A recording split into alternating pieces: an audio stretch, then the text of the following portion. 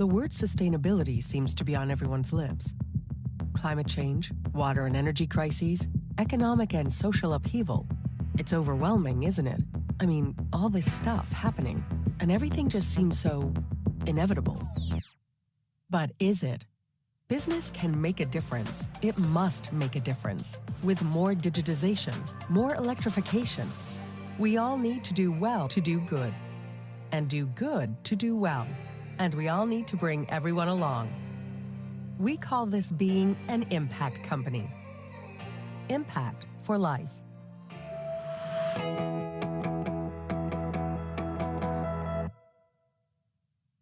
Please welcome to the stage Meg Szabo, Senior Editor for Bloomberg Green and Sustainability Events.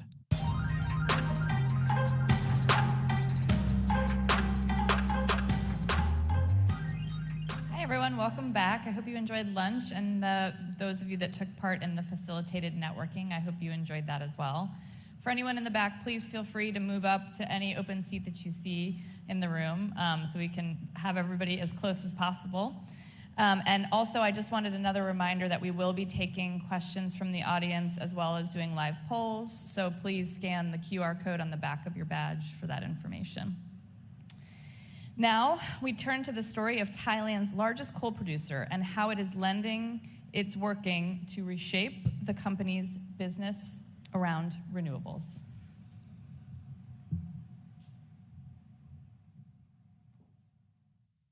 Please welcome to the stage Somroti Chaimongkol, CEO of Banpu Public Company Limited, for a conversation with Bloomberg's Haslinda Amin.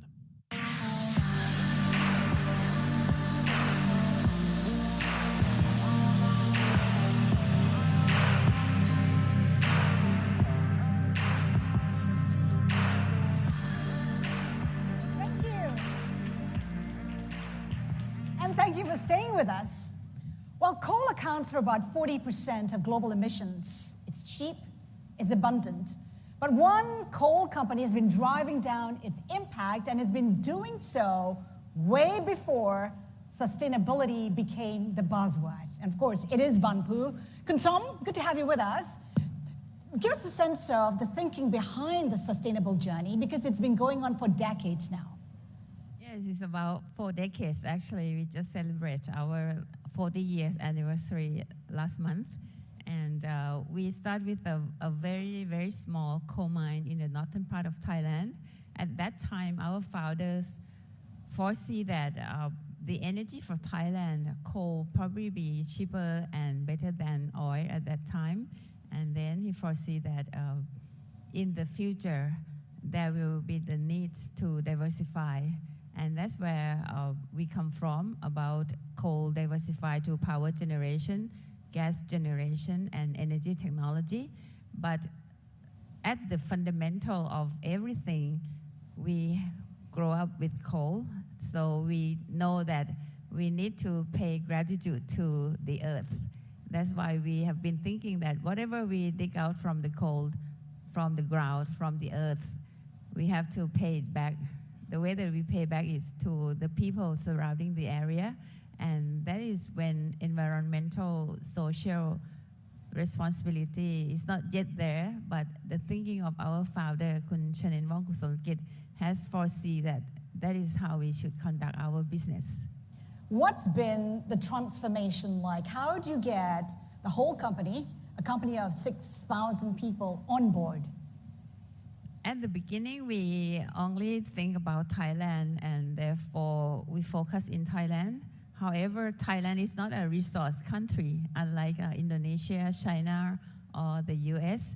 So we have been thinking whether it should be India or it should be Indonesia or China. So at that time, with the support from the government, we decided to go to Indonesia first, because it's abundant of resources, and then China because it's abundant of resources and also the customer of coal as well. But when we are seeing coal growing larger and larger, we believe that we can't stick with coal. The sustainability gonna play more and more important role. So when we came into the, I think around 2013, we see that sticking with carbon-based product will not last long. Disruption is coming, so we decided to go for renewable product like those of solar farm, wind farm, and in 2019 that we believe that just selling product and services is no longer a trend to the future. We need to do something like an ecosystem or platform, and we established Banpu Next to provide a total energy solution for everyone with the mission to make it a sustainable energy to the better living of the people. Total energy solution, what does that necessarily mean? So it's not just energy, but also electric vehicles, e-ferries? That's correct. We can say like transforming from selling product into experience. We are doing everything from upstream, midstream, downstream. Those are selling product to produce electricity, and energy is the most important to every economy. We stick with the reliability of the energy. We stick with the affordability of the energy because each part of the world cannot afford the same price of the energy. Those two came first, affordability and reliability. But when we come to the renewable, we believe that just selling renewable is going to be a red ocean. Every country, every people can play in the energy world. If you look back like 20, 30 years, Thailand, we only have about 4 companies doing energy, but right now we have more than 30 companies. So we have to do something different. We move away from Thailand to other companies, and we move away from selling upstream coal, rare earth, gas, to midstream, like producing electricity from gas-fired generation. And eventually, we look into all of these technology, make it a total solution to net zero as a platform, from a solar roof generation or floating solar generation to the energy storage and e-mobility, and even the recycle of all of those waste management. We can transform all the food waste, other waste, back into the energy or some other usage as well. So we provide a whole cycle of the total energy solution as an ecosystem and platform. You talk about moving away from coal. Give us a sense of how much coal is still in the business and what is its target. And I'm just wondering whether the eventual end would be a full exit from coal. If we talk today, I would say coal remain about 50 or very close to 50. But by 2025, we are planning that the green and greener and smarter business of Banpu will become higher than 50%. And by 2030, it's going to be increased more than that. This is called a transformation that Banpu made.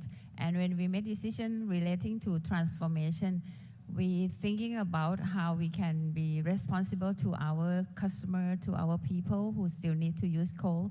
That's why we didn't go like a zero fix at the beginning. We still keep coal, but we decided not to invest in coal since 2015. It's already 9 years now. And gradually we transform into other energy that is greener and smarter, including gas, that we believe the size of the gas, the scalable of the gas can replace coal in the future. And I have to mention thank you to Bangkok Bank who helped us transform right from the day one until today. So I feel grateful for all of those. Thank you, Ka. Thank you, Kun Chatsri, for the support. Is the eventual goal, though, is to be zero coal? Would we be here in 10, 20 years talking about Banpu not being a coal producer? We look at the prediction of the energy consumption for the whole world. We see that even by 2050, 27 years from now, coal will remain at least 20%. So what we did is that gas will increase to about 30%, and the renewable will also increase to about 40%. So what we do is following that trend, we remain the coal portfolio as is. By keeping it as is, it will be reducing proportionately while we are growing gas, while we are growing renewable.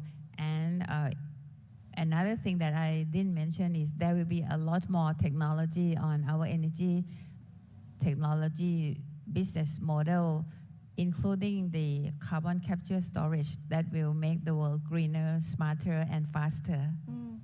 You've made acquisitions in the US, I think gas assets. Is there an intention to perhaps accelerate your acquisitions in the US? Certainly, according to the forecast, as I mentioned, once we stop investing in coal, the only energy that is large enough to catch up and create growth for our business has to be gas. And when we look throughout the world, we believe the US has a better policy compared to others and an easier upstream unconventional gas, meaning the conventional easy one, the large guy, the giant company has already taken it already. So the rest is something we call fracking technology, and it is easier for Banpu to expand. If we talk from 2015 up until now, about 8 to 9 years, we have invested almost 1.3 billion to gas in the US, and it's going to be more and more. What's more and more? Give us a sense of the amount and maybe a span of 12 to 24 years, 12 to 24 months. What can be expected? From now until 2025, currently we earmark around 2 to 2.5 billion, and about 60% will go to gas and gas-fired generation, plus the carbon capture utilization storage in the US. This is the aim to make our gas production in the US become net zero by itself as well. But I mentioned the US because the policy of each country is different. We can do this net zero in itself from the gas generation because of the support from the government. But if we talk to other government, it might be various. Apart from the US, are there other countries perhaps in Asia that you may be exploring such ventures? We have a very good establishment in Indonesia, and we have our colleague from Indonesia who is expert in gas here as well.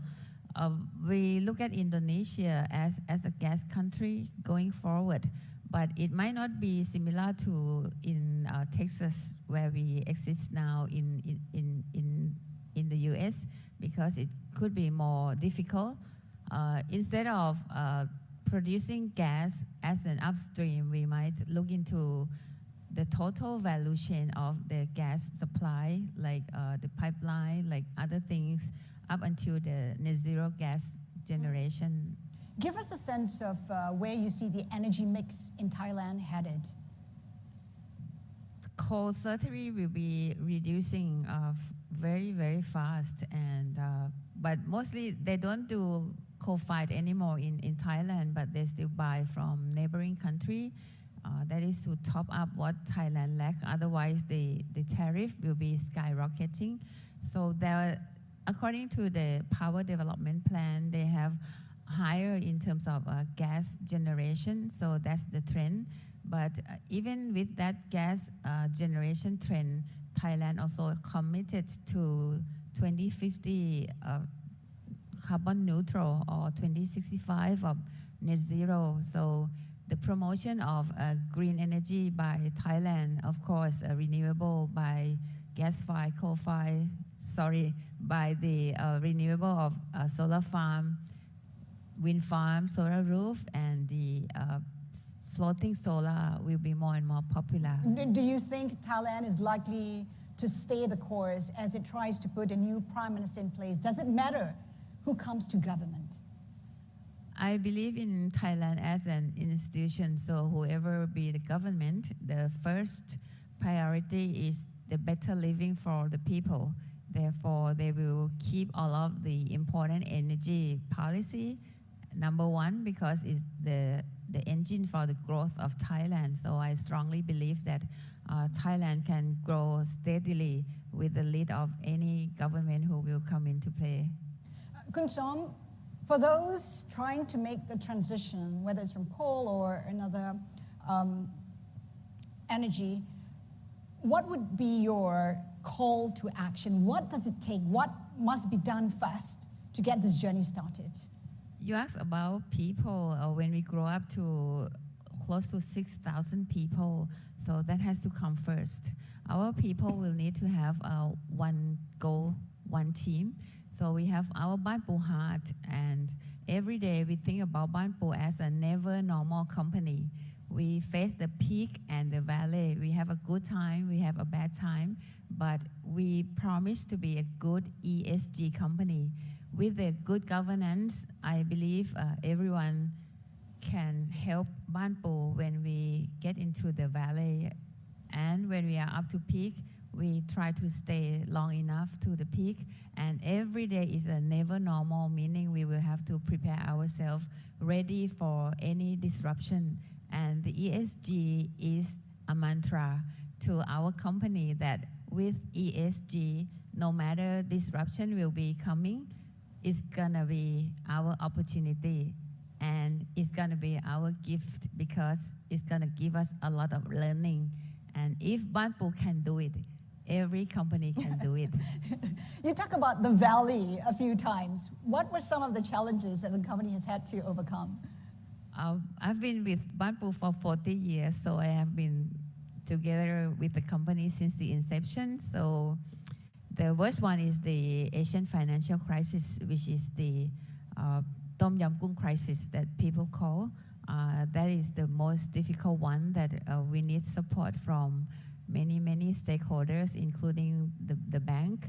And the recent pandemic crisis is also a heavy one, but with the pandemic crisis, we already have digital transformation. So to us, it's been easier. But if I can look back, I think the largest gifts that I've got is the Asian financial crisis, because I learned so much from that. I know that there were plans to list on the New York Stock Exchange. Is that happening? Will it happen this year? We hope to be within the second half of this year, but that depends very much on the external factors, the Fed meeting, as you have heard, and also we try to look for a great shareholder to work together with us as well. And the plan is actually hopefully for the second half of this year. But if it will slip a little bit forward, it will not impact us at all. But if we can grow it faster, then we can be greener and smarter faster. We can't talk to the biggest coal producer in Thailand without asking about coal and the outlook for prices. We've seen prices ease somewhat. Where do you see prices going, and what assumptions are you making about demand? We have seen an extraordinary high coal price last year, in which unexpected, and it's produced a lot of cash flow for us to reinvest in the green business faster.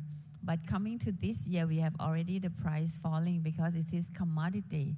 Currently, it stands at around $128 per ton. With the current demand and supply, I believe that with the current price, 120, 128, or even 100, the coal company still be in a good shape because the cost doesn't vary much.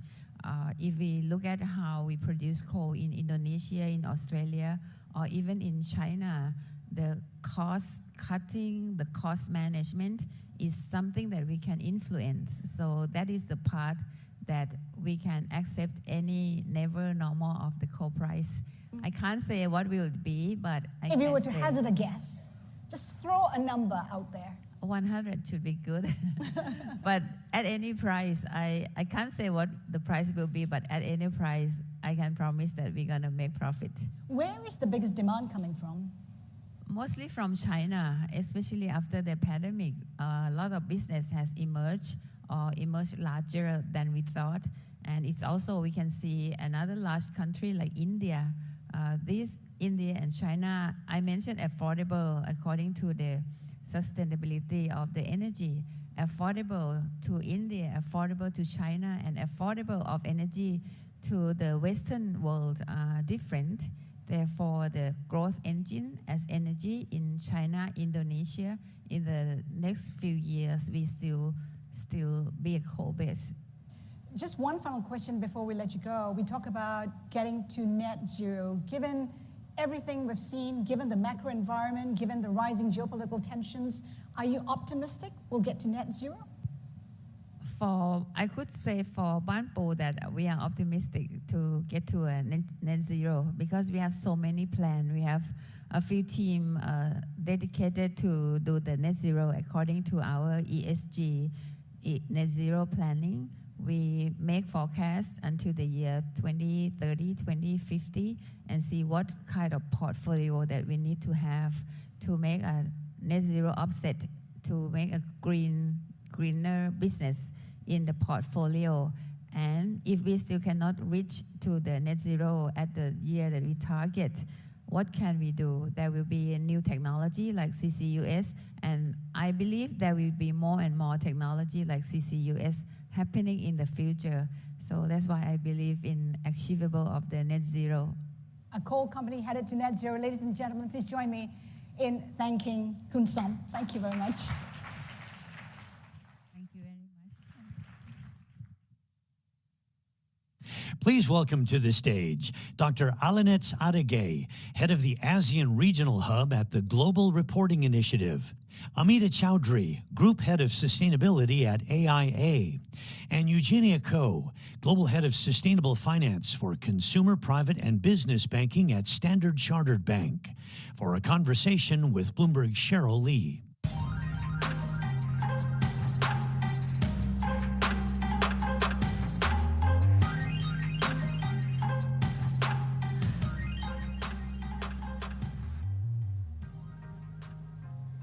Great. Good afternoon, everyone. It's great to have you here with us today. I hope you enjoyed the lunch spread. So I'm Cheryl, I'm your moderator, and together with me, I have a fantastic panel, stellar experts in ESG standards and reporting. So at the end of our session, we are going to have a short Q&A time. If you have any pressing questions on ESG standards and reporting, be sure to send them in. All right, now let's start. There have been lots of developments in the ESG world lately, so I thought we would start with a global stock take of what the regulatory landscape looks like. And today, it's great that we have with us Dr. Ali from GRI. So about a month ago, the ISSB, they finally released their long-awaited sustainability reporting frameworks. And what that's aimed at is really trying to standardize and bring together and target the proliferation of ESG rules that have popped up. Now, the GRI and ISSB, they are the two biggest, very influential standard-setting bodies. So I understand that GRI and ISSB have been talking, right, Dr. Ali? And can you tell us a bit more about how discussions are ongoing? And what are the hopes for a merger between the two, and what the timeline looks like? Thank you very much. So before I answer the question, I always do this whenever I'm invited to speak. I just want to get a feel in the room. Who has heard of GRI? It's a bit dark, so maybe you could raise your hands higher. Okay? Not even half. It means I haven't been doing a good job. Anyway, okay, so yes, you're correct. As you said, there's so much discussion on sustainability reporting standards in the last couple of years. Actually, I've never been this famous. I'm practically speaking at events like this every week. Yes, so Cheryl, last year we entered into a memorandum of understanding with ISSB.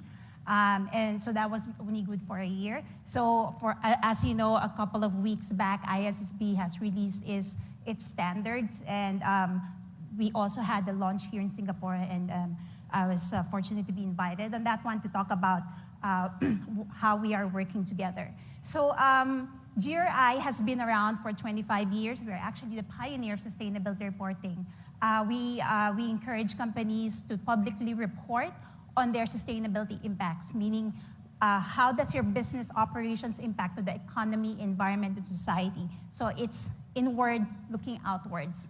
Now for ISSB, it's the other way around. It's looking at the impact of sustainability issues to the financial bottom line of the company. So you put it together, it provides companies a more holistic perspective on how to measure, analyze, and address their sustainability issues. So it's actually two sides of the same coin. Because I know that in the lead up to the release of the ISSB standards, I have been getting a lot of questions. Going to your second question about the merger. In fact, before the release of the ISSB standards, the questions I've been getting are quite interesting, even to the point, I think the most interesting one I've gotten was, will GRI die with the release of ISSB? I hope not, otherwise I will be out of job. If that happens, approach me later so I have something. I'm just kidding. I think GRI will die if companies and people stop caring about economy, environment, and society. So I'm sure that people would continue to care about that. In terms of the merger, again, I think it's because brought about by the recent development, because as we know, the Value Reporting Foundation has been subsumed now under ISSB, which merged IIRC, SASB, CDSB. And then most recently, TCFD was also subsumed under ISSB. So, everyone is saying, okay, almost all the alphabets have merged together except GRI. So I think, I don't know if you've read, like last week there was a lot of articles going around. I think it has rotated 3 times around the world, with my CEO saying that a merger may be possible. If you think about it, yes, it does make sense, right? But at this particular point in time, I can say it's possible, but not probable at the moment. Maybe later on. Why? I mean, personally, this is just my view, because both organizations have different stakeholders that we are accountable to. So ISSB is accountable to investors because, understandably, accountants, investors have to make sure that you put good money after good, right? You don't put good money after bad. Whereas GRI, we are accountable to all other stakeholders, including investors. So the short answer, I don't know yet. Right. So lots of acronyms there, and they're all hopefully going to be subsumed into some standards that we can follow. And governments across the world, they have been looking into ESG reporting as well. So we have GRI, we have ISSB, we have local frameworks too.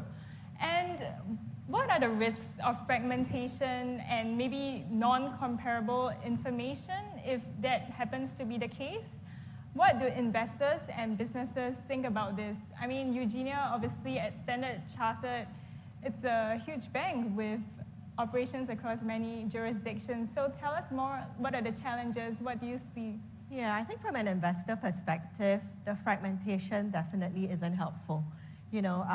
Lack of standardization is preventing many of them from wanting to get involved, because the moment there is kind of investor confusion, there is apprehension. So we do a multi-year thought leadership study, which we've kind of tracked for 6 years now.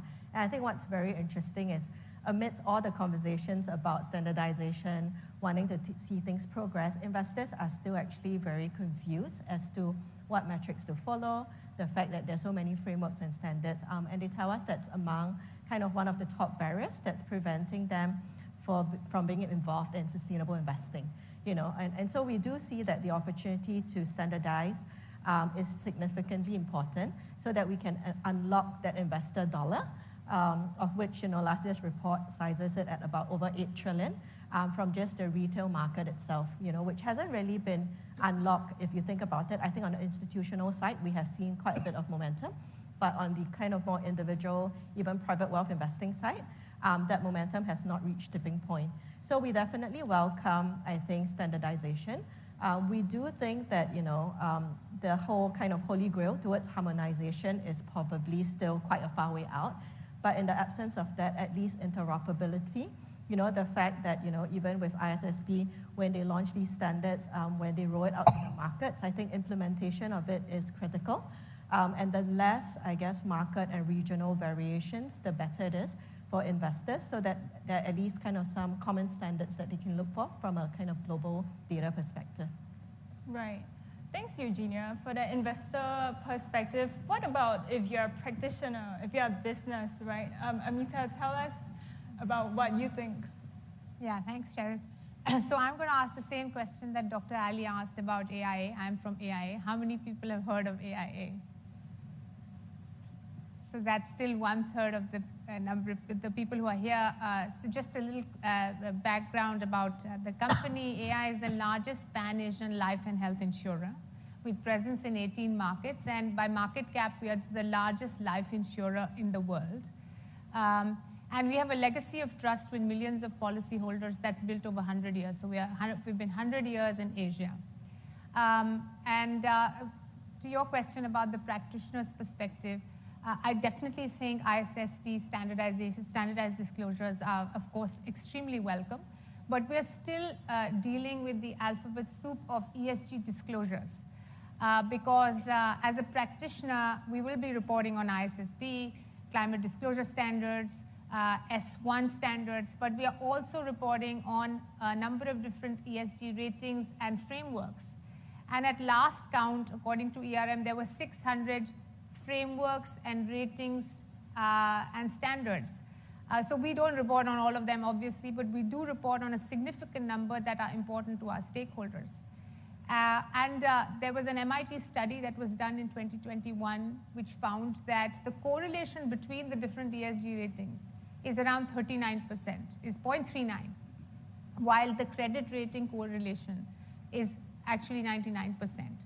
So the number of unique disclosures as a practitioner that we have to make is nearly 500 in terms of questions that you respond to and the metrics that you respond to it. So there is a tremendous amount of resourcing and reporting burden that goes behind all this reporting. And so the push towards standardization is hugely welcome. And ISSB is the step in the right direction. Right. Thanks, Amita. So one of the hottest topics or points of division in our debate right now is the concept of materiality and how important or impactful something is. So just now, Dr. Ali was talking about ISSB and financial materiality, right, which is how a sustainability issue can impact a company's financials. And then you have impact materiality, which is also what the GRI looks at, which is on how the company affects the environment and society that it operates in. So now there are all these terms of materiality, there's impact, financial. The EU has double materiality now. And let's stick with Amita. When you look at all these definitions of materiality, is it easy to differentiate them? I mean, should we combine them together without reinventing the wheel? What are your thoughts? Thank you. Thank you, Cheryl. So as you said, financial materiality is for investors in order for them to have useful decision-making with respect to a company, whether it has enough access to finance, if it has, what kind of cost of capital it has, what about the cash flow implication in the short, medium, and the long term. That's your financial materiality. And as you said, Dr. Ali, impact materiality is about what is the impact of the company and the business on people, environment, and the economy. ISSB is focused on financial materiality. In fact, just today's news is that IOSCO, which actually regulates the securities regulators, has endorsed IFRS Foundation's ISSB standards to be adopted across 130 jurisdictions that cover about 95% of the total capital flows. So obviously, ISSB is a huge development from a standardization perspective, but it's actually focused on financial materiality. So it's helping with a global baseline for investors' use.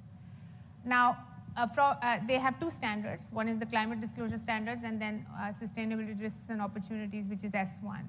From a climate disclosure standard perspective, climate risk is financial risk, and it's a very welcome step to have standardized, comparable, consistent climate disclosures that's going to help us to make progress towards climate action, to achieve our science-based targets, and to achieve our net zero commitments, and so on.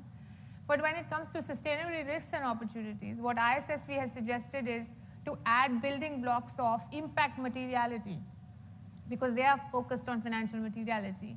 And that's what we should be looking at. We report as AI on double materiality, which is both information or metrics that are useful for our investors, but also reporting on the impacts that we have on the people and the environment. And the reason for that is if I just look at financial materiality and the guidance that ISSB has given, they're saying the first standard that you should look at is maybe SASB, which is focused on financial materiality for investors. If I look at the SASB standards for insurance, they focus on 4 metrics: systemic risk, physical risks, products and services, and selling practices. They don't talk about data privacy and security or employee health and safety, etc. But these are all important considerations. We in AIF report on double materiality. For us, ESG is, embedding ESG as a part of our business strategy, operations, and culture is about creating value for all stakeholders and future-proofing our business. And when we do create value for all stakeholders, that's when we also create investor value and shareholder value.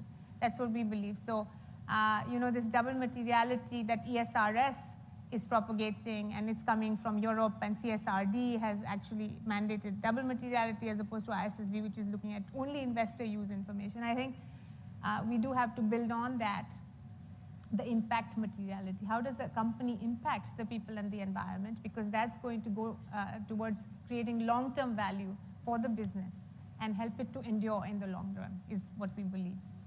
Right.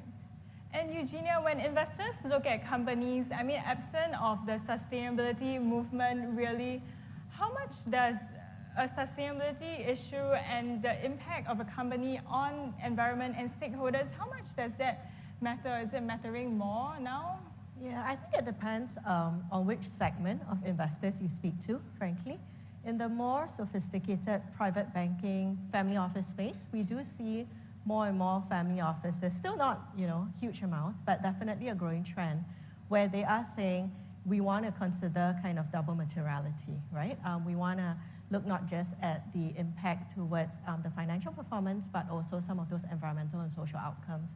I think the challenge, though, is that impact materiality is actually still quite vague. And that's where there is quite a big risk of greenwashing. Because actually, if you speak to the more cynical investors, they will say that most companies have been operating and contributing to communities anyway, right, since they have been launched, right? If you speak about healthcare companies and the fact that they are producing kind of these vaccines or medicines to help with good health and well-being, which is SDG 3. But so I think they're also concerned about some of like the repackaging, right? How much of it is really an intentional and additional step in being able to quantify it. And those are some of like the questions that they are grappling with. I think if you speak to the broader base kind of affluent investor, for them, it's more within the thematics, and I think that's where some of that could come into play, where companies kind of position themselves as making a material contribution to any one of these themes, from kind of climate action to clean water and sanitation. That's where kind of their heads are at. Mm-hmm. Right. Just now, Amita was telling us about how onerous ESG reporting can be, with hundreds of questions and all kinds of standards. So let's talk a little bit about the burden of regulations and standards and who it falls on, because compliance takes resources, it takes effort, it takes time, it takes money. Dr. Ali, what are you seeing, especially in this region, in Asia, this part of the world? What are you hearing? Okay, I'm a policy wonk, so let me just establish first. Regulations should not be seen as burdens and should not be onerous, but sometimes it turns out that way. I remember what one of the and to quote the former minister mentor, governments build people into nations. Okay, so we need regulation so people will behave the right way. Because if everyone has been behaving the right way, we wouldn't be in this situation in the first place, right? And governments would be out of jobs. So having said that, yes, in terms of and just to go back on the double materiality and financial materiality, just to differentiate what is a regulation, what are voluntary standards. So GRI, all along, we have been a voluntary standard. We, nonetheless, being a voluntary standards that we've been around for 25 years, majority of the world's largest companies are using GRI, and majority also of the N100 companies in each country are also using GRI, which means that even if it's voluntary, people care enough to report on their impact inside looking outward impact. Now, ISSB right now is a voluntary standard, but with the endorsement of IOSCO, depending on how our regulators will act on it, it could be a mandatory standard. Now, going to the double materiality, which is a term coined by the European Union, it is a regulation. So, but if you're a company already using GRI standards, you will be compliant to the CSRD, to the European Union, because we are a co-constructor of that regulation. But the financial materiality part, they have developed their own. Okay, so in terms of, and reporting in itself, as Amita mentioned, it's with so many alphabets out there, from ratings, from assurance, from voluntary frameworks, have created confusion among companies. I've spoken to a number of companies. They have a team of 10 who just spends half the year complying to all these requirements. But may I just clarify, it's not the voluntary standards that's creating this burden. It's the users of how those standards are being translated. Or perhaps there might be ratings agencies here. So that's one example. There has been a study that there's like I think around 8 major ratings agencies, and the study academic paper was produced. They learned that collectively those 8 major ratings agencies have around at least 780 indicators. Yeah. And the problem lies, where the problem lies is that they have different definitions of what sustainability performance is. So this is one of the problems of companies. Company, not one company, quite a few companies have told me, I submit the same report to 4 ratings agencies. I get different ratings. So where does the problem lie? Now we are seeing, and speaking of regulation, we're seeing move towards regulating ratings agencies. I think the EU has released a consultation paper on that. I think recently MAS has also released the code of conduct for ratings agencies. So, which is good. That's why, again, going back, that's why we need regulations. And now the next, so listed companies in Southeast Asia, 6 of the 10 countries are now being required to report. We're now seeing move towards getting SMEs to report. So if large companies are complaining, now what more for SMEs? So for SMEs, I think it should be more simplified. It should be simplified, focusing just on the materiality for them. And it's, again, who is demanding the report from them? So I think for now, I can say regulators, financial institutions like banks, and large companies who are part of the supply chain. So guys, you need to talk to each other and not burden our SMEs with unnecessary and superfluous requirements. Right. Thanks, Dr. Ellie. So we have a bit of time now for questions. Do we have any questions? Meg, or from the floor? Will stock exchanges around the world adopt ISSB as the mandatory disclosure framework for their listed companies and enforce it? Yeah, so I think I just shared that, just hot off the press news. Oh, sorry. Is that IOSCO endorse the ISSP and encouraging the 130 jurisdictions to adopt it. So the expectation is that it will happen over a period of time. Great. Yeah. How do you engage employees into practicing sustainability by tracking their own carbon footprints for both businesses, operations, and their personal life? Yeah, sorry, do you want to go?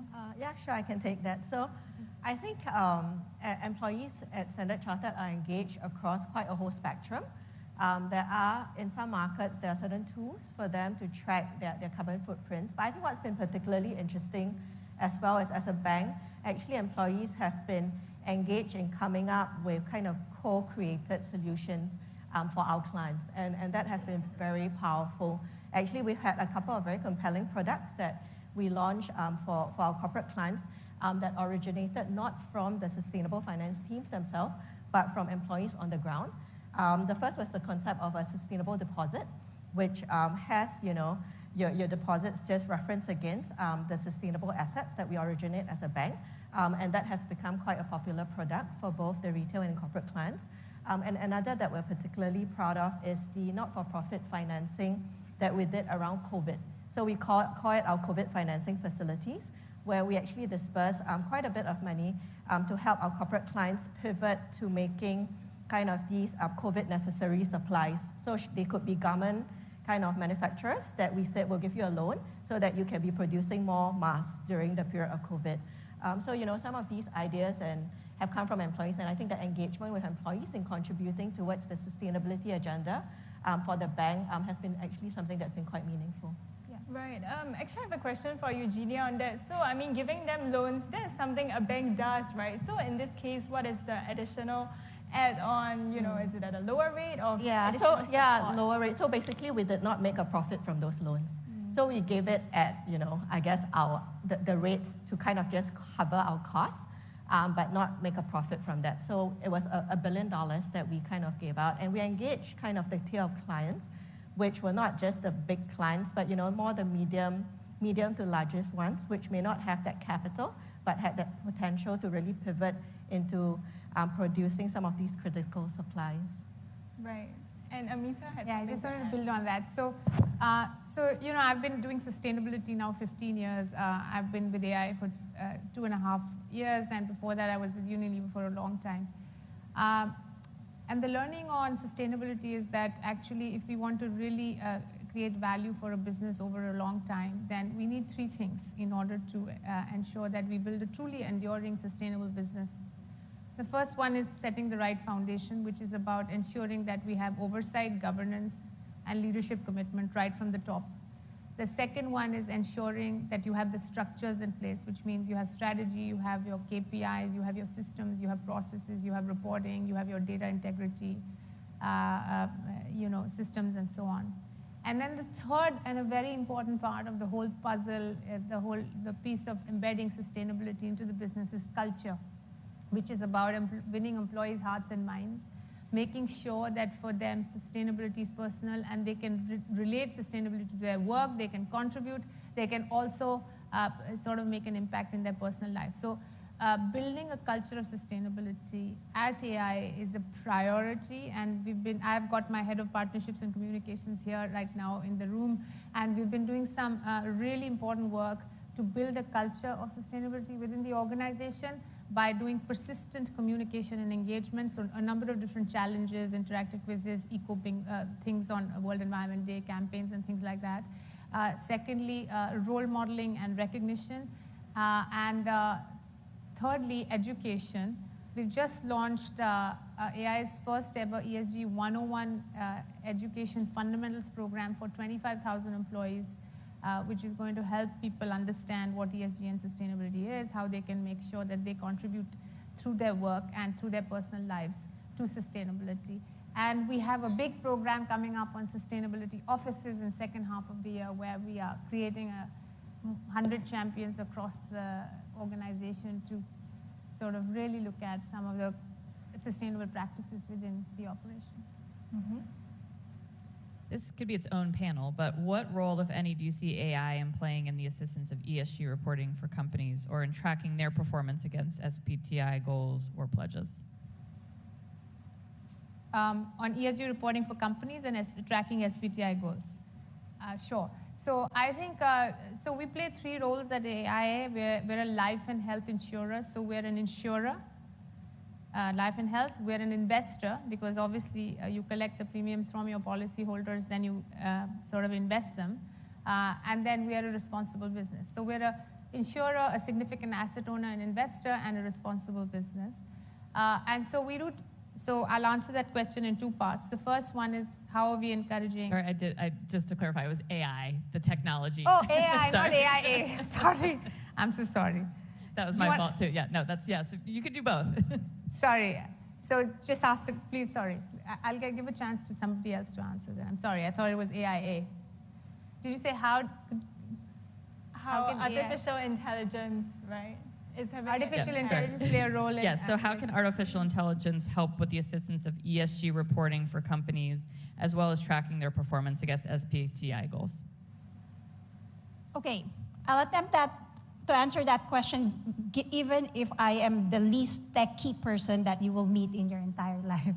Okay, what's you know, as I mentioned earlier, there's so many demands now for companies of the varying sizes to report, right? And not just to report, like the pressure to be sustainable. And we've been around for 25 years, and I think that's one reason why the pickup was slow, is because for many years, companies have been doing reporting manually, meaning they're using Excel sheets, right? So if you're a large conglomerate, you have so many subsidiaries, you have like thousands of companies in your supply chain. Imagine how tedious that would be. Now, I think for all the damage that we have done to this planet, I think I'm still quite optimistic, because this is the most intelligent human beings have been in this era. Right, and there's so many technologies available out there right now. Like, I just watched a video on AI, playing ping pong, and he beat a person, right? So imagine the possibilities. So in terms of reporting, we are seeing a lot of solutions now for companies to help companies, gather data, and not just gather the data, but help them analyze the data so that they can focus on which hotspots that they could address. So I think there's this is the next frontier. I think it will make life easier for our reporters. Right, something we all need, given all these standards out there. That's all the time we have for now, but thank you so much for your questions, and thank you for our panelists. Thank you. Thank you, Sharon.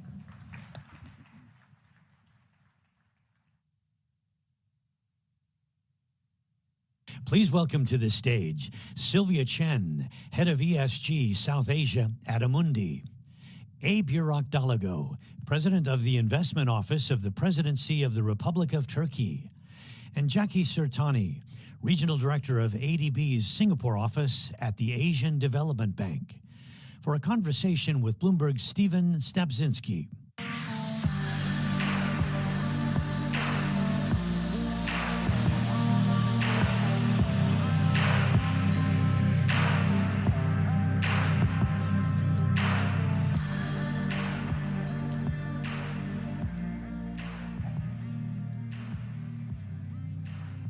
Hi, everybody. I'm Stephen with Bloomberg.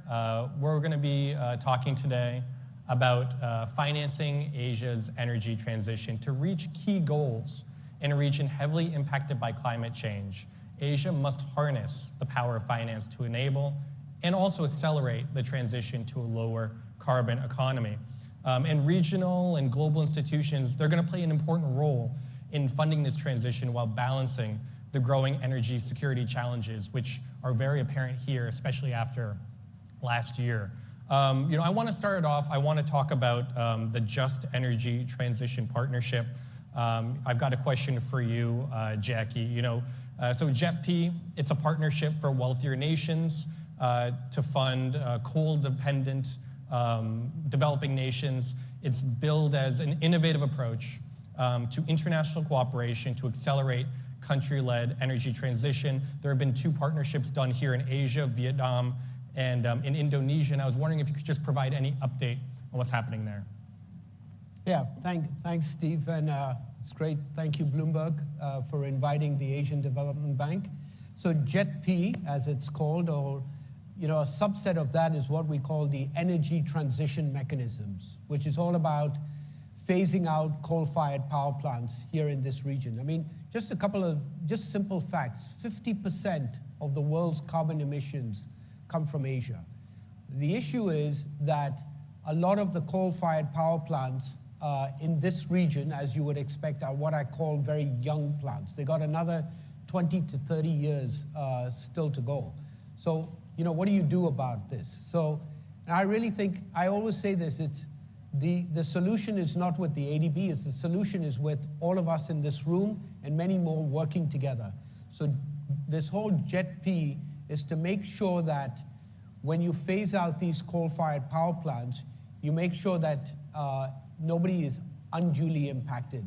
I'll give you a very simple example. If you close a power plant in Indonesia, there may be a bus driver who's passing that coal-fired power plant every day. Well, suddenly if there's no coal-fired power plant there, has he lost his job? And that's where an entity like the ADB thinks about all the social and environmental impacts of closing down a power plant and making sure that the social and economic impacts is well taken care of. So we're starting this in Indonesia.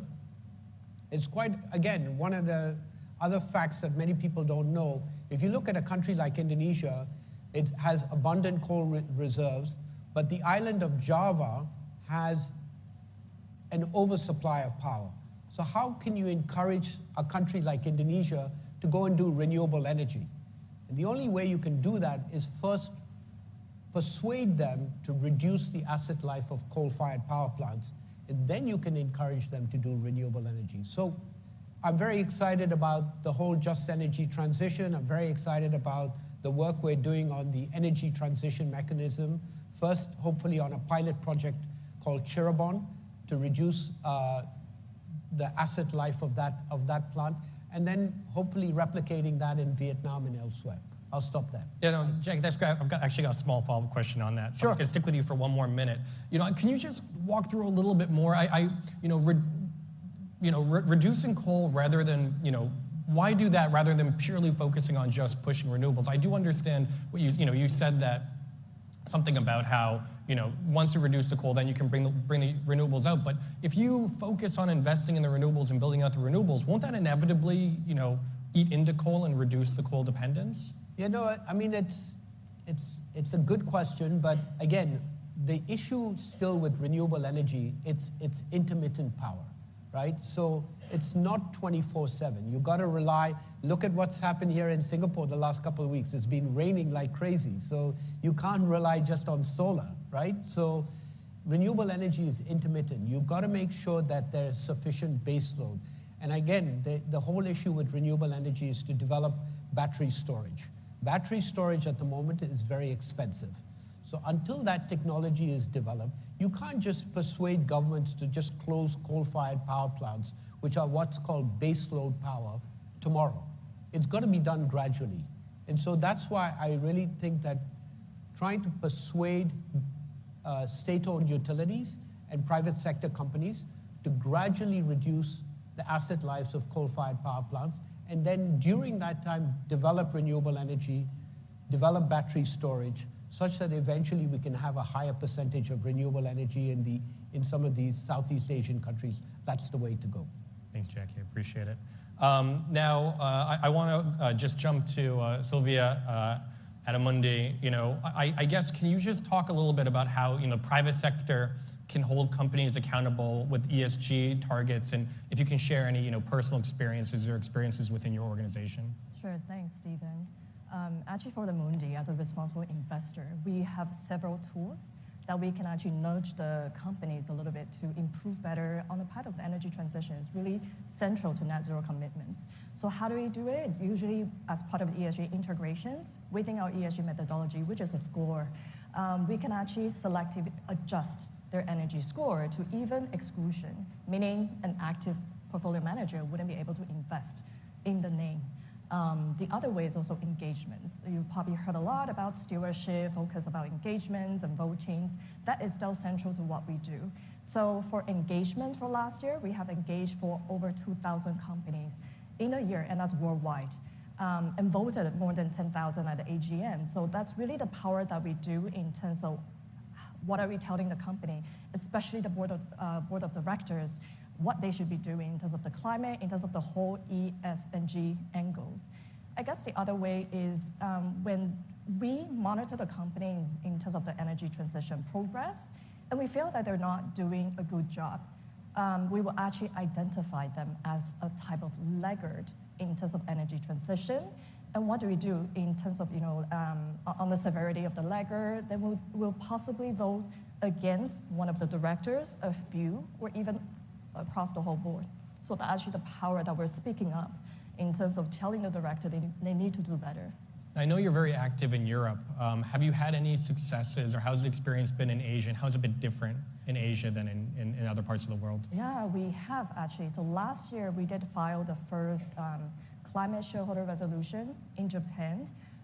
It's for utility companies, and we have engaging with them for the past few years. They do have very fancy, decarbonization plan, net zero, everything. But the thing is, we feel that it's not enough. The devil is really in the details. So what is it we're asking the company to do is to focus a lot more on that detailed action plan, and that to be science-based, which is Paris Agreement aligned. The other thing is to really look at in terms of that linkage to the remunerations to the directors. So that is what we're pushing for. And actually with that shareholder resolutions, we actually wanted a word on environmental finance being really the best engagement initiative of the year for 2022. So very, very glad about the award, and also really showcase what is it that we're doing in this space, being an active shareholders. Thank you. Now I'll move to Burak, and who's with the investment office in Turkey. I'm quite curious about how developing nations and how other countries have to sort of look at and take Europe's carbon border adjustment mechanism, CBAM. And I was wondering, because of Turkey's, in Asia it's going to be something that is talked about from Vietnam and other exporters, something that they have to care about. But because Turkey is so close geographically to where a lot of these countries will be importing from, what is Turkey doing, and how is it something that companies and the government are looking at? So yeah, you described the outlook for Turkey. The renewable energy store of Turkey started in 2005. So we have been adjusting our economy accordingly. And we enacted a green energy law at that time. And since that time, since we provided a kind of solid legal basis and predictable, foreseeable projection for the especially international investors, we were able to get some major investments from international companies and local companies. Just to give you an idea, currently our installed capacity for electricity generation is around 104 gigawatts, and out of that, 54% is from renewables. Back in 2005, these share of renewables were just around 33%. And we again said a few quarters ago, we released our strategy on renewable energy. By year 2035, we will have 65% of share of renewable in our generation capacity. So CBAM, which is called as a kind of carbon tax on the border, it will happen soon. I mean, all the preparations are done. So the countries are getting prepared for that to keep their international competitiveness. So for us, we established a task force. Our Minister of Trade is leading it. Soon we will enact a climate law. It will be on the agenda of the Parliament in the next season by October. So we are expecting that with that law, we will enable an emission trading system within the country. Currently, we already have a free exchange market for the energy. And through that market, you can trade energy, and you can certify that you are a green energy producer. You can get the IREC certificate. So we are getting prepared for that. And at the same time, our Minister of Industry is providing incentives for the industrial companies for their green transition, for their, lowering their carbon emissions. So it is an important agenda for us because more than half of the exports of Turkey is to European countries. So we are transforming our industry accordingly. And sorry, I just want to pull up some data that I have here from Ember. It shows that Turkey's coal generation for the first half of the year was the highest since at least 2018. And I understand that obviously renewables are growing quite rapidly, but still, coal is needed to some degree in the country. How does the government and how do you, as looking for foreign direct investment to the country, how does that sort of set the policy and set your expectations going forward? So, as you know, for the generation capacity from the renewables, it depends on the seasons and the years. For example, last year we generated 42% of our electricity from the renewables, but a few years ago it was more than 50%. So it is due to the seasonality, I think. So when it comes to the coal plant, currently we are not installing new capacity on the coal, and in the long run we will have a kind of phase-out plan.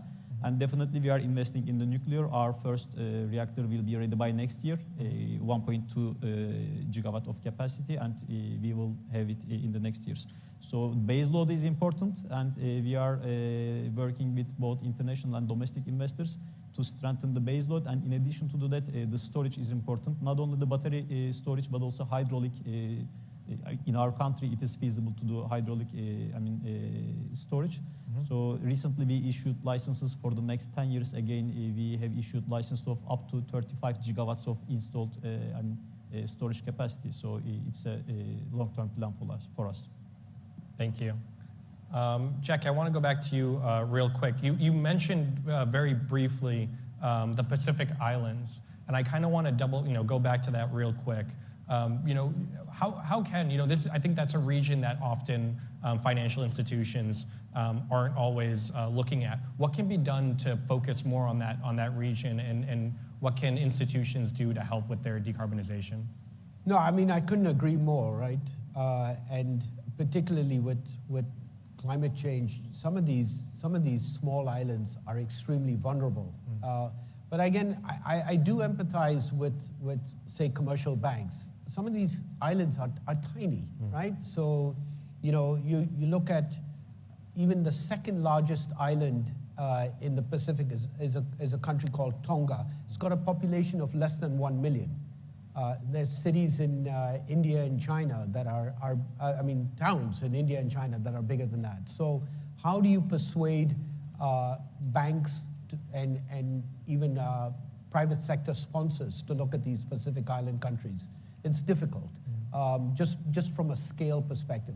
Again, this is where I think a couple of things can be done, is from multilaterals like ourselves, that has to be our priority. It is the Asian Development Bank's priority, those 14 Pacific Island countries. From the private sector, we need to work with governments to promote private sector sponsorship. Maybe there's also a way to try and bring some of these Pacific Island countries together and say, why don't you do some kind of like a portfolio type of financing to try and create some scale. But the big challenge is just the populations in these countries. They are so important, and they are, you're 100% right, they're not recognized as much as they should be, but it's a matter of scale. Thank you. Sorry, I'm just jumping around on topics a little bit, but I want to go to Sylvia real quick to talk about technology. When you're looking at Asia, there are a lot of MOUs and agreements signed around carbon capture and storage, hydrogen, not just in countries like Japan, but also Malaysia, and India is pushing it forward quite a bit. Do you think that there's a risk if there is too much focus on these new technologies that aren't quite proven yet? And should the Asia and the region, or the world, be striking a better balance between the technologies of the future versus the technologies that we have right now? Yeah, I tend to agree. I feel that in some places, the renewable energy challenges has been a little bit overstated, and then the feasibility of those more nascent technology has been pretty much sort of understated in a way that it's a lot of time when we look at, it's great to sign MOU, but that shouldn't be the priority. The priority should really focus on the known technology, which is renewable in many places. Look at Vietnam, they have done a great job, for the past few years, really ramp up that wing in terms of the energy power. Of course, for us, it's still required, but it's a minor sort of focus as part of 2050, if you look at the science. So I think we should really go back to the science, what's really needed down the road, sort of like natural gas. So natural gas is really, for us, when you look at 2050, should be all abated, and to the minimal amount, and really for hard-to-abate sectors. So it should be transitioned for the time being as compared to coal. But I mean, at the end of the day, it really needs to be phased out, or having that abatement technology or sort of together as part of the considerations. Are there any countries or regions that are doing it correctly? Like doing this transition correctly in terms of their investment in the right technologies, in getting away from fossil fuels, or is it not just Asia? Everyone kind of needs to step up. Yeah, I guess we would never tell until 2050 to really see what's really happening at that stage. Are we really within 1.5, or are we really blow out of the temperature at the time? But again, I see the focus still. We're still, as investors, a lot of collaborations. We're still pushing the companies together with the regulator to really focus that renewable sort of the power to really extract that to really the maximum. I think there's a lot of studies also done by Bloomberg saying that actually a lot of time that's possible, and also the cost in terms of comparing to fossil fuel is actually way more efficient. So maybe sometimes we see it could be the red tapes, or as some parts in terms of may need energy reform to a certain extent. But either way, that's why we're bringing a lot of in the regions the discussions with the energy utility company, and actually bring down the regulators or government agencies as well to really sit down and discuss. Thank you.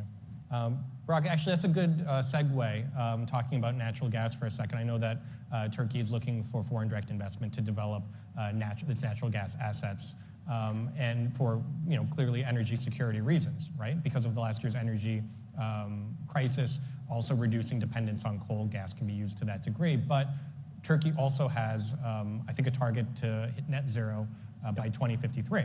Yep.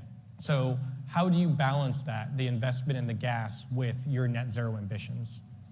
Yeah, as you stated, and it was discussed before, you must always have some base load. And for our strategy, currently, for example, last year our consumption was around 54 BCM.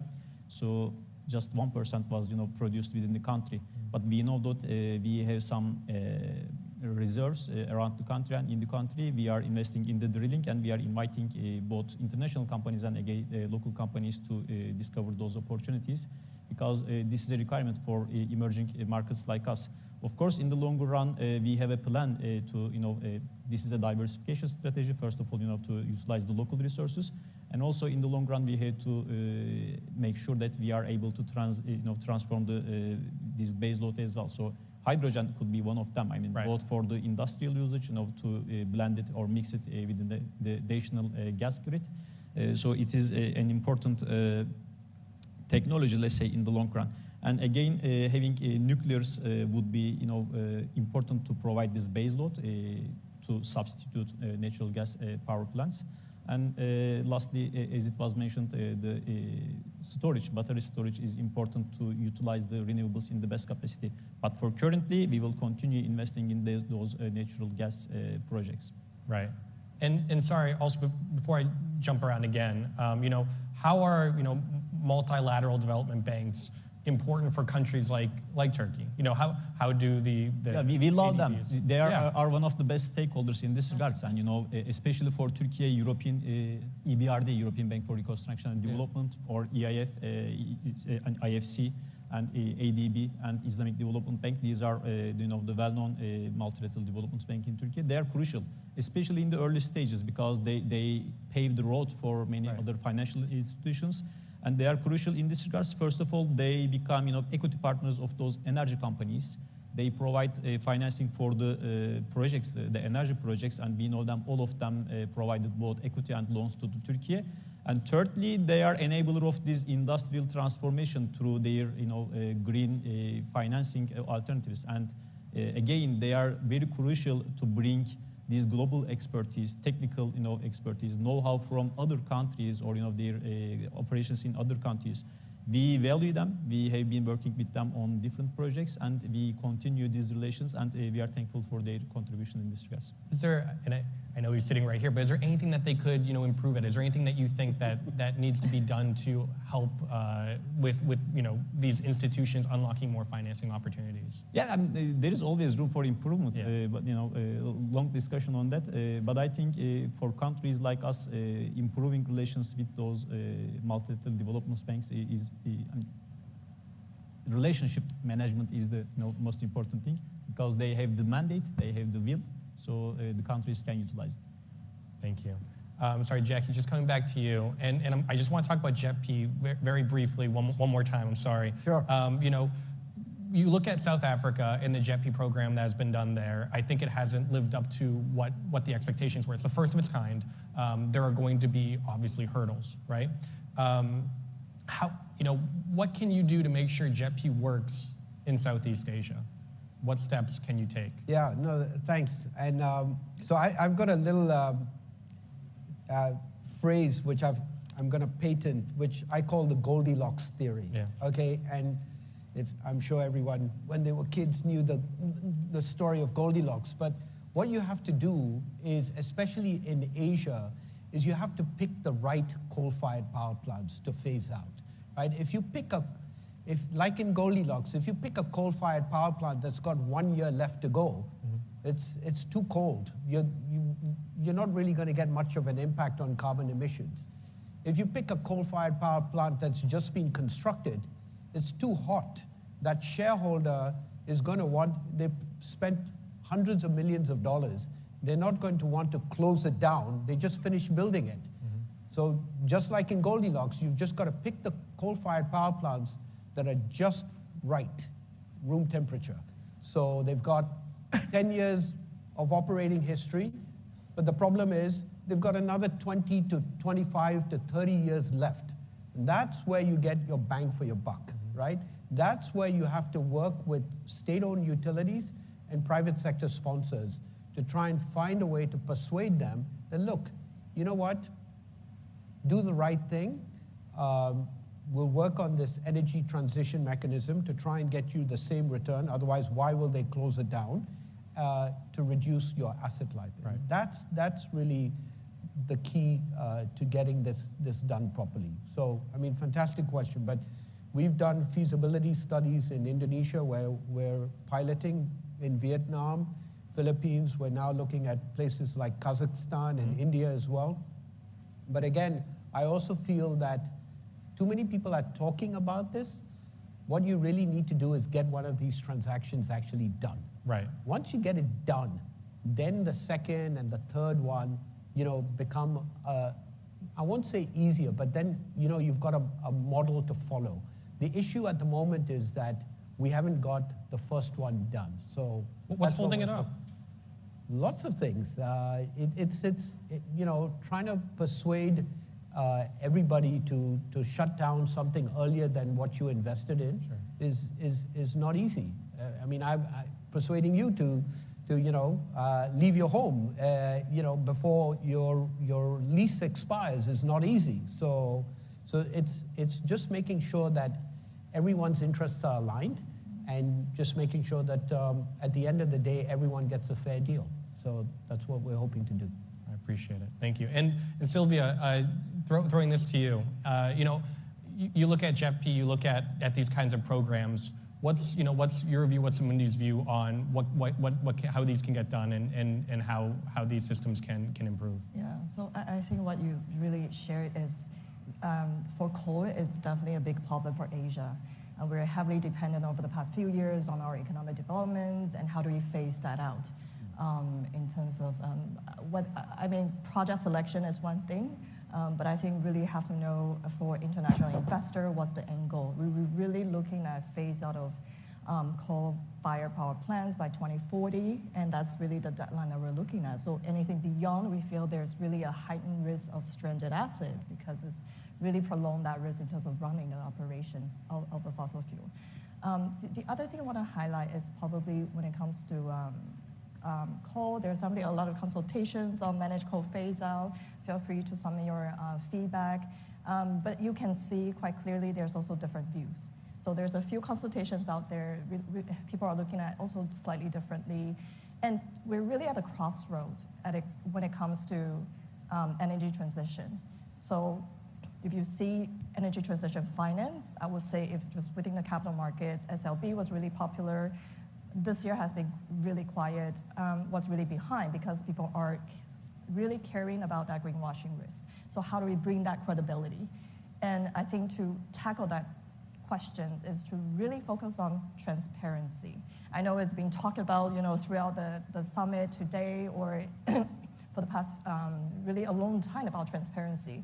But I think we really need to do a lot more in terms of, not just getting that data, but how do we get that data verified? And is it a trusted data when it comes to, in terms of your trajectory, in terms of your emission reductions? That really has to be the central of a success energy transition or even a coal project managed phase though. And I want to throw that to you, Brock. How does Turkey try to increase transparency, and how do they keep the stakeholders up to the standards that you think that they need to be at? For the ESG practices? Yeah, for ESG practices as well. So, currently, we have regulation on that, first of all. Currently, it's not a very tight one. I mean, ESG reporting and etc., these are based on currently volunteer efforts.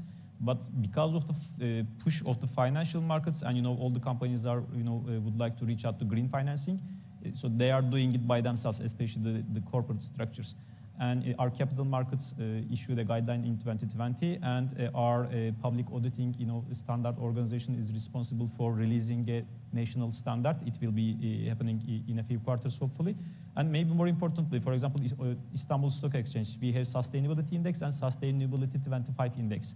And we had an agreement with Refinitiv. I think this is a good example of, having a trusted and transparent partner. So Refinitiv is running the analysis to make the index, and international investors are able to invest in that index, or the local investors. So having a strategy, and you cannot do it overnight. You must have a kind of gradual plan for such transitions. So we are at the beginning of this gradual plan. So it is currently loose, but of course throughout time it will be tightened. And we agree with the transparency and having a kind of communication with all stakeholders. Thank you. I think I've got time for one more question. I'm very actually curious about the transparency. Real quick, Sylvia, I want to just go back to you. Are there any steps that companies and governments, people can take today to increase the transparency and to build trust within this sector? Yeah, definitely. I think pretty much in the world, we have ISSB, of course, locally, or different regions are looking at it from their own lens, whether they wanted to mandatory or promote that. But I think the promotion of that transparency is definitely a key step in terms of having more standardized. What are we talking about in terms of transparency? What do we need within the ESG disclosures? So I think that's definitely a good step forward. But again, at previous panel talk about GRI, TCFD now is an ISSB right now, and a lot of time when it comes to impact, so a lot of time we talk about impact of an investments, of energy transitions. How do we quantify that? I mean, it's energy sort of transition risk, fiscal risk. What's the exposure? That's one thing. But when it comes to the impact of investments, that's also a separate measures that we have to quantify. And a lot of time, not just the primary metrics, but we're also looking at secondary metrics. For example, CO2 avoided in terms of carbon emission data. And how do we harmonize that even in terms of methodology? A lot of time we refer to the GHG protocols, and also different companies are doing different assumptions. So that is not harmonized definitely in a lot of ways. So we need that in terms of benchmarkings, a better benchmarking. I think that would be really beneficial for the investor. Thanks for sharing your thoughts. I think we're out of time. I just want to thank again Brock, Sylvia, and Jackie here for letting me ask them a whole bunch of questions. And thank you, everyone who came here to listen. Thank you. Thank you.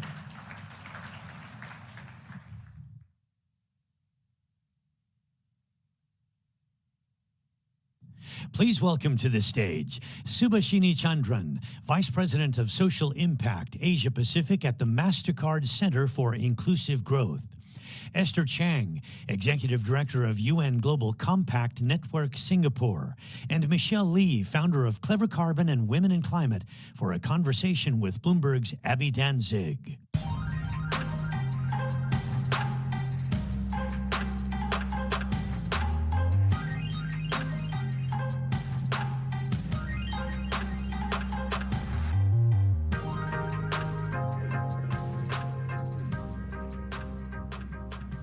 Great. Shuba, Esther, Michelle, thank you so much for being here. Before we get started, just a couple of quick reminders that we are going to be saving a couple minutes at the end for questions. And so you see the QR code right up there. Get ready to use it, and we'll save a few minutes for that at the end. And actually, let's warm those phones up a bit and start off with a poll, because we'd like to take the audience's temperature on a burning question that I hope we'll be answering during this session today. If we could get our poll up. So what we would like to ask all of you, and you can use that QR code to answer, is what is the best way to support women in building a sustainable future? So obviously, in an ideal world, a mix of all of these things would be the tools that we're harnessing. But we've got mentorship, community, financing, employment, and education as our options for this poll. So we'll take a couple minutes. As we can already see, some movement on our results here. We'll give everybody a couple of minutes to answer that, and we'll pull this back up in a few minutes. But in the meantime, I would love to sort of frame our conversation by hearing more from each of you about what sustainability means to you. Esther, I'll go to you first.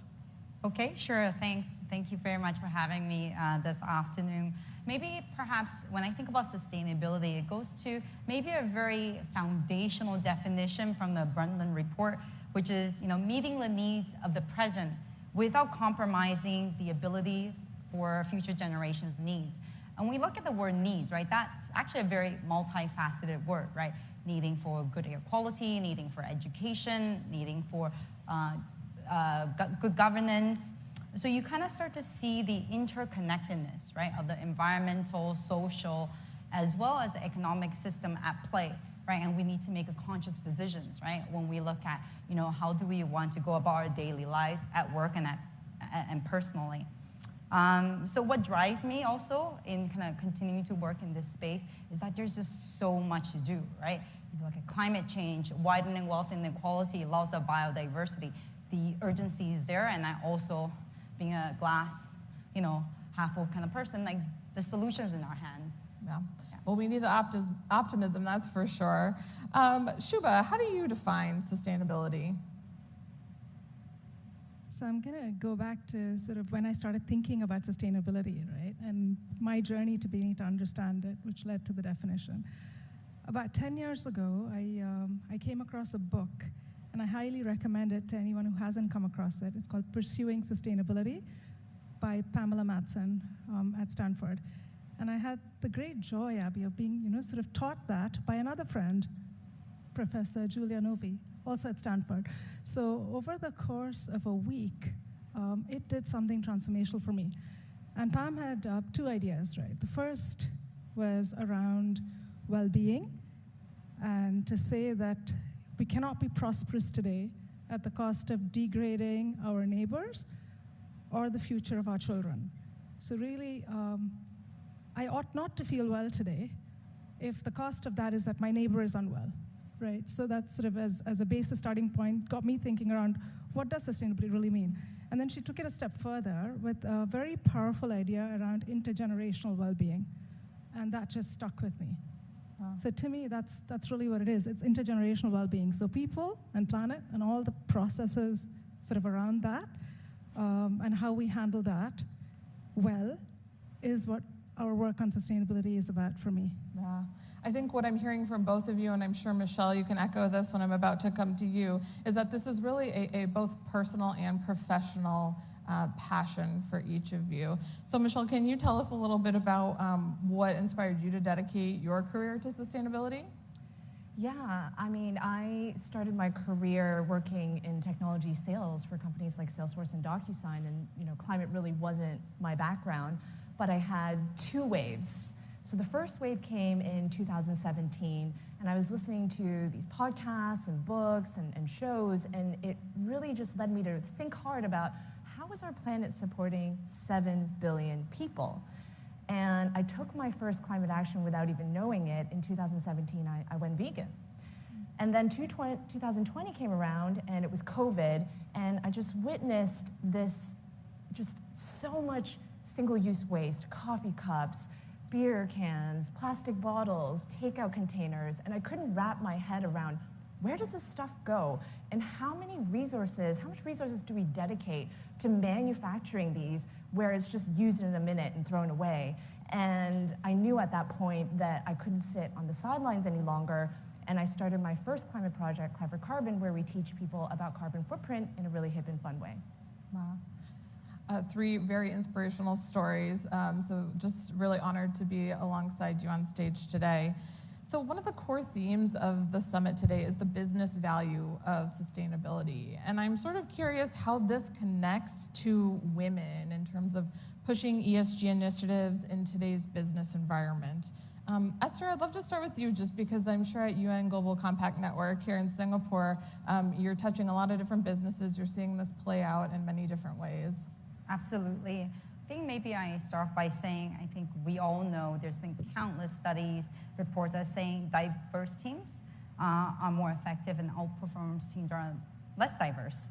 And there's also numerous studies that says the presence of women on boards and leadership position also has a higher level of CSR, right? And we actually see this through the companies that we engage with at the UN Global Compact, right? I also see in my own experience where my own board is made up by over 55% women, right? The CEO of the United Nations Global Compact is a woman. So you really see that they bring in different perspectives, empathy, and also I think a bias towards kind of inclusive leadership style, right, into the conversation. And I think that's really, really important when we look at sustainable development. Right? And I think representation matters, right? Like women leaders serve as role models for young women, for emerging leaders that, they have a voice and they can shape and steer conversations for more inclusivity and more for sustainable outcomes. So I guess I want to also highlight, like when we talk about, women empowerment and gender equity, that's actually a very crucial part of sustainable development. It's SDG 5. Right? And in fact, recently, we're currently at the midpoint of the SDG 2030, and we're, all the countries, all the nations that's committed to the SDGs are doing a stock take. And what's alarming is if you actually look at gender equality, at the current rate of progress, we will require 269 years in order for us to reach gender equity. This is really alarming. I mean, you can say the last couple years have certainly been very volatile to say the least, so that's pushback on progress. You're seeing countries, nations, that's rolling back on some of the women's rights. So we really need to kind of come together to look at how we can work on these issues. And we're seeing companies, certainly within the Global Compact, very much committed, right, to the gender equality agenda. And you mentioned, the stock take, and I think that kind of speaks to what we're all working on, which is more accountability on these issues and the data and the metrics and actually, being able to track your progress. Is there any sort of advice that you give to the companies that you're working with in terms of best practices there?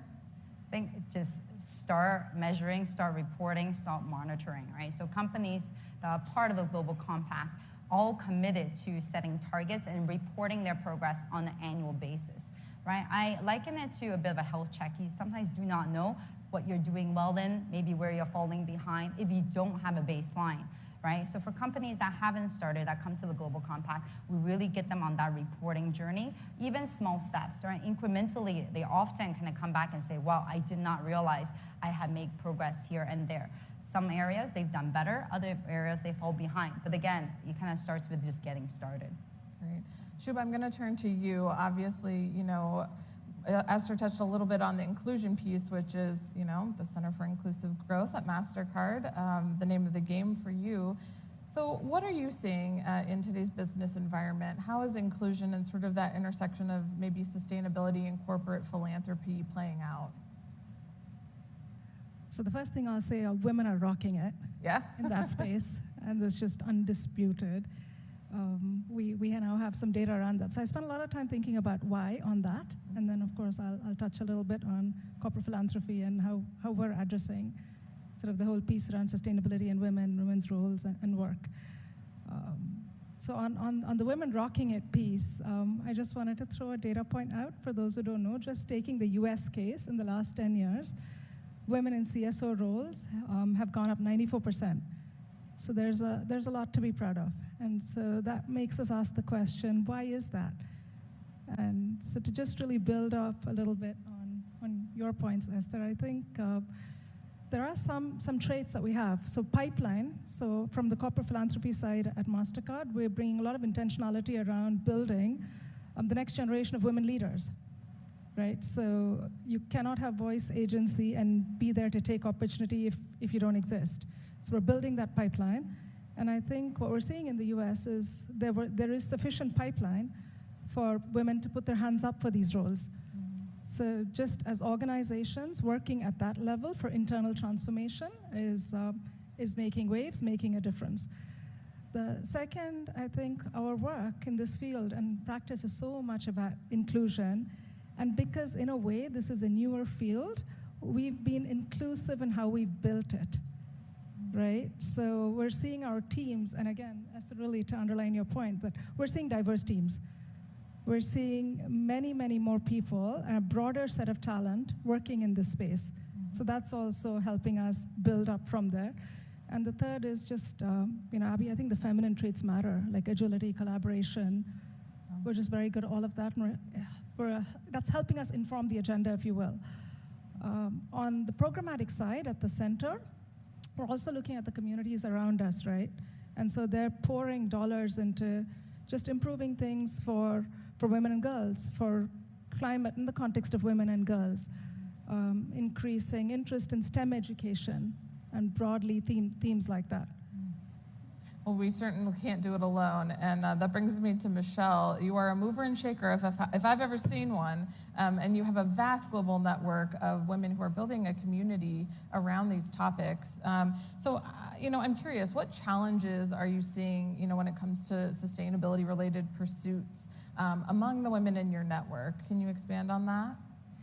Yeah, I think in the traditional business world, any type of business pursuit, we really value financial outcomes. And we tend to measure success based on financial success. And in my experience, what I've observed is women have a more broad perspective of what a positive outcome is. And it goes beyond financial. So how does this business pursuit impact communities, impact the planet, impact equity from a climate and gender perspective? And they have challenges getting some of these initiatives through because when it comes to the traditional ways of measuring success, they may not perform to the liking. So I think what the power of community is, and what I've witnessed with Women in Climate, is we're able to learn from each other. We do a lot of best practices sharing. We learn about the different initiatives that people actually are able to get going within organizations. A climate equity initiative, for example. So the learning aspect. And then there's the aspect of the amplification, right? One person talking about a climate equity initiative in a corporation is a little bit challenging. But when our community comes around and talks about these topics, and we're a very vocal community, we do a lot of social posting, and we're really, we like to get the word out there, then the narrative changes a little bit, makes it easier, and it helps us accelerate using businesses as a platform for good. And community is important because it's just more fun when you have different people to share this experience with, share best practices, vent sometimes. It just makes the work more fun. Yeah, absolutely. And I can relate on the venting piece. Who among us can't? That's great. Thanks, Michelle. I'm a little bit curious. You just had a dinner, one of your sort of women networking dinners, women in climate networking dinners here in Singapore. And before that, Taipei. Yes. So are you seeing any differences, regionally in the different places across the globe? Or are the challenges kind of all the same, but, different in their own way? So I am a professional event planner leading Women in Climate, because what's really important to our community is we do these in-person events and activations. And so since leading Women in Climate, I think I've organized over 30 events. Many of them are based in New York, but we've activated, San Francisco, London, Berlin, and just Doha recently. And coming to Asia, I was really curious to see what the community would be like. And I think every region and every community has its unique traits made up of the different people that are a part of it. But a little anecdote, in Taiwan, I had a really tough time recruiting people to come to the dinner, because typically I'll go on LinkedIn, I'll randomly just message people and say, hey, I'm throwing a dinner, do you want to come? It's for Women in Climate, no climate experience necessary. But a lot of people in Taiwan aren't active on LinkedIn. And so I was really nervous that I was making this trip out there. I had 12 seats, and we took over this small vegan restaurant, but 12 women showed up, we sold out the dinner, and everyone was a little shy in the beginning. But by the end of it, it was just like any other Women in Climate dinner. We were very loud. They formed a group immediately on the spot, because people don't use WhatsApp in Taiwan, they use Line. And I think because they don't have much of that, they crave it even more, and they're just like taking it up. Yeah, I love that. And you should have heard us in the green room before. We're a loud group. We know how that goes.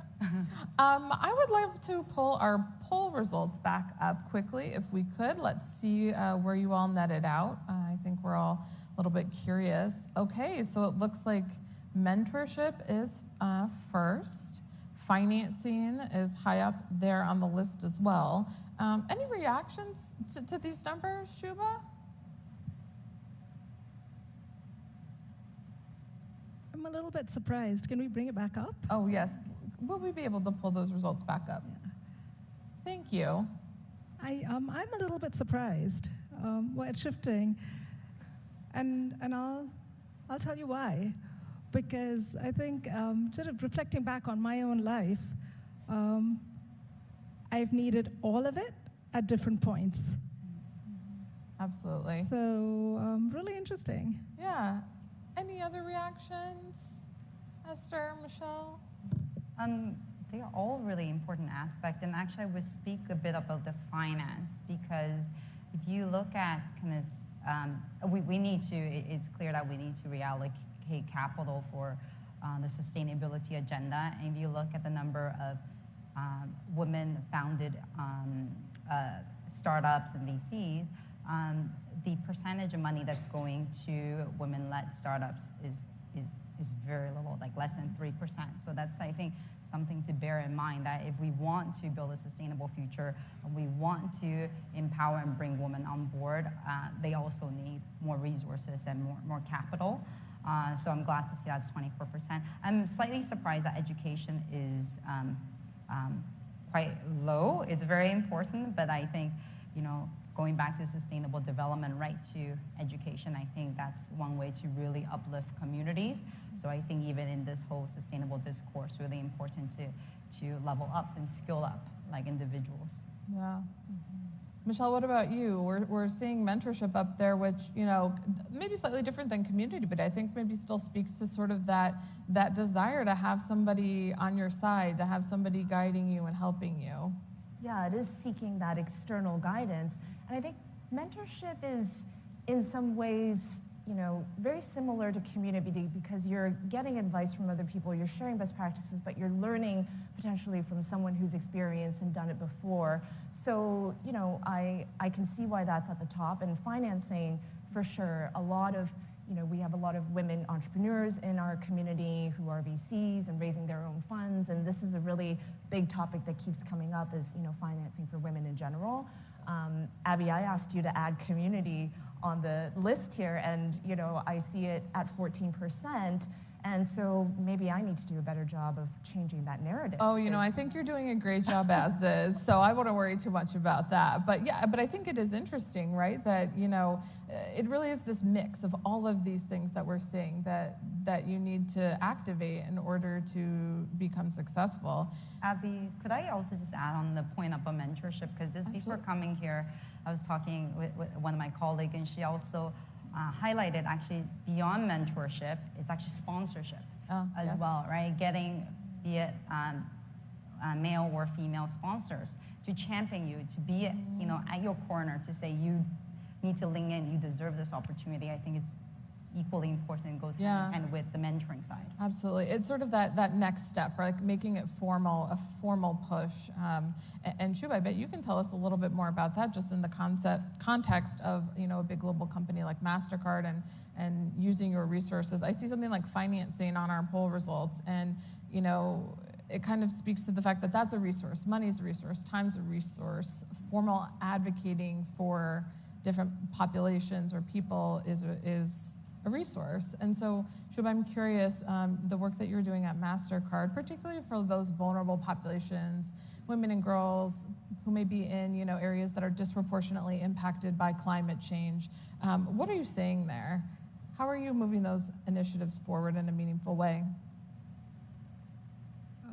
So really, the first point I'll make in response to that question, but also to this poll, is we're seeing we have enough data and evidence and experience now to know all of it is important, right? So whenever we bring interventions that are one or the other without the wraparound, it's not transforming over time. So that's for sure now. So our programming at a macro level accounts for all of it at different stages. And even within the company, and the point around sponsorship, so we've got mentoring networks, that's great, that definitely activates, right? We have specific offerings that can help further education, and that's activating. But you need to get a foot in the door. So are we hiring more women? Are we hiring them and building them up to senior roles? So we have now very precise commitments around all of this and programs to support that. So that's MasterCard's own internal transformation. And we're beginning to see evidence of change, right? The numbers are showing that. In terms of my own work every day at the center, our programming is now threefold, right? So financing is critical. So we're working to build out the ecosystem that can finance underserved populations.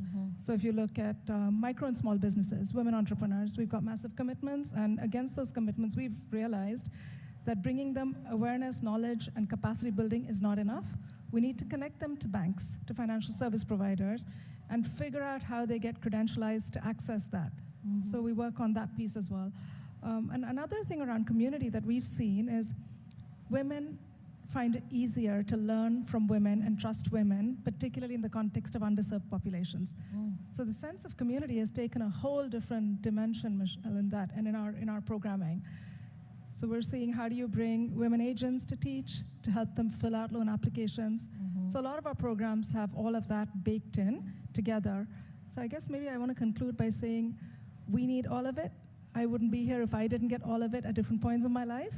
And so even in our social impact programming, we need to think about offerings that cover for all of it at different times and stay invested long enough and handhold long enough to see the change before we exit. So our program durations are a little bit longer. Our partnerships are deeper. That's how we're approaching it. I think it's really interesting what you're talking about, that kind of two-prong approach, both internal and making sure you're advocating for the growth of, the women within your company, as well as some of the external programs that you're doing. What I see a lot of this speaking to, and we have it on our poll, which is actually the very last one, is education. Esther, I'm wondering if you could dive a little bit more into this in terms of how women can continue developing these skill sets when it comes to sustainability, and if you're seeing an appetite for this within the companies you work with on helping people level up. Absolutely. If you think back maybe 5 years ago, sustainability isn't this word that's top of mind, right? I mean, in the last year, you think the increasing number of standards, regulations, policies, not only locally, but regionally, international, it's very overwhelming, right? And what we are seeing is actually companies approaching Global Compact to see if they can get support in how do they engage their employees in upskilling, right? Getting them interested, more aware, more knowledgeable of sustainability in different ways. So we're certainly seeing that in terms of ask from companies to use sustainability as a way to increase employment engagement, even as a way to attract new talents and retain them, right? So I think, first of all, I think it's really important in terms of supporting women in their career trajectory in sustainability is education, right? So that giving them the tools and resources to get them interested and take maybe a deeper dive into certain topics that they are passionate about, that they can apply at work as well as personally. Also here in the poll, I talked about mentorship, and that remains a very important aspect. Not just mentorship from other senior women, but also men as well, right? I think in this discourse, we really need to have everybody on board to support a woman in their development and growth, and also learn, what has worked and what maybe hasn't worked. So I always encourage people to have that curious mindset when they are pursuing any career. But in sustainability, there's so much that we do not know, so much we still need to figure out to remain curious and humble and trying to learn and take away some good lessons. And I think finally, I would say just taking initiative, right? If you're in a company that's working on sustainability already, raise your hand, jump in. And if they haven't, get started, right? I think it's also a wonderful way to kind of broaden your network within your company and just engage with different stakeholders to understand different situations, gain a broader perspective to solve some pressing issues. So I guess it's to learn, stay curious, and try, and it's okay to fail, right? Good advice for everyone, not just women in sustainability, that's for sure. I would love to turn over to my colleague Meg, our fearless leader for the day, to see if we have any audience questions for our panelists. You answered a couple of them in your last questions, but I will just repeat this one if you guys want to add anything else. But how does one transition into a role in sustainability? Jobs require previous experience versus corporate experience and genuine passion. I have been certified as an SCR and have a career in finance and want to make the change. Michelle, you want to take that one? I'm sure you see women at various stages within their careers, maybe people who have just broken in or are more veterans. Yeah. Anything to share? I have definitely seen that, and within our community, I can already think of someone who was working for Pepsi in a regular role and moved into a sustainability role through her tenure at Women in Climate, and obviously really happy for her. But I think you're doing the right thing by getting yourself more skills in the education. I think a big component of this is also the networking, right? Internally, grabbing coffee chats with people who are from the department that you want to work with, volunteering your time sometimes, even working with an ERG, so an employee resource group in sustainability, and adding your skills there and just beefing up your resume. It is really tough. There's a lot of people who want to work in sustainability today, but I think there's going to be more jobs in the future, and the more time and effort you put in, the more you can put on your resume and the higher chance you will be of getting that job. Great. Shiba, Esther, anything to add to that one? Yeah, I might just say that it's getting less hard and less mysterious and less complex. We're seeing the intersectionality between all the practices within business and sustainability. It's clearly cross-cutting now.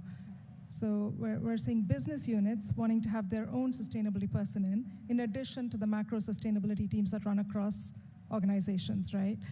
So it's not that complex, is maybe the first message I would give. And the second is today, with the amount of online educational information available, over a bunch of weekends, you could get beefed up on the 101. And then it's really a conversation with yourself, even when you look very precisely at a JD that's available within your own organization if you want to move laterally in things. And you'll see there's a skills match. Because really, in the practice, what we're trying to do is to bring a better way of doing everything we do every day in all elements of our business. So for the person in finance, your quantitative skills, and with the way reporting standards are now going, you are already in demand. You just do not know it. So that's what I would do. I would sort of, reduce the barriers in front of yourself and look at how your current skills and experience can lay over with some very, very quick upskilling, and then the networks. And I guess the last point is sustainability is both a mindset and a skill set, right? So bring that into the job and seeing in which way you can kind of tweak, adapt, do things differently as part of a strategy and operation, rather than only thinking that you need to be in this department, that role to do sustainability. Really, it's cross-cutting, and it can be how we live and how we work. Yeah, we're in a nice place these days where sustainability is no longer siloed. There's room for everyone. Meg, I think we probably have time for one final question. Are there any online initiatives or apps that encourage more women to drive sustainability at home and at work? It's a great one. Any takers? Oh, can you repeat it, Meg, please? Are there any online initiatives or apps that encourage more women to drive sustainability at home and at work? Maybe I'll just take that one quickly. Go ahead, Michelle. In terms of women in climate, we are a community. So if you're a woman, you're interested in climate, maybe you're not working in climate right now, that's okay. You can join our Slack group. We have many women who are entrepreneurs in our group that actually work on apps for your personal life. They work professionally in climate as well, so it's a great place to network. And if you look up even with the UN, with the Act Now campaign, there's so many resources to help you live more sustainably. So I would, suggest you visit that as well. I think there are many. If you take a quick Google on LinkedIn and your local community, here in Singapore, you have Women for Green. There are several WhatsApp groups that just dedicated to women and sustainability, and also what Michelle mentioned. And while GCN's Global Compact is not a women-specific platform, but it offers a lot of free tools and resources and that network that you can connect with. So that's also a good starting point. Great. Well, thank you all for joining me today. Really appreciate it. My fantastic panelists, Shuba, Esther, Michelle, thank you very much. And thanks to all of you for being here for the Bloomberg Sustainable Business Summit in Singapore. That wraps up our day here, and we hope you enjoyed all of our conversations. Thanks again to all of our wonderful speakers and moderators throughout the day. And a thank you to our summit advisors, Bangkok Bank, Fraser's Property, RGE, and Schneider Electric for making this summit possible. If you'd like more information from our advisors, please visit the Resources tab on the Summit website. And most of all, I would like to thank all of you for being such an engaged audience today. To watch any part of this event, you can return to BloombergLive.com to view on demand. And now for our attendees here in Singapore, we invite you to join us for a reception in the networking area. Cheers to another successful Sustainable Business Summit in Singapore. Thank you.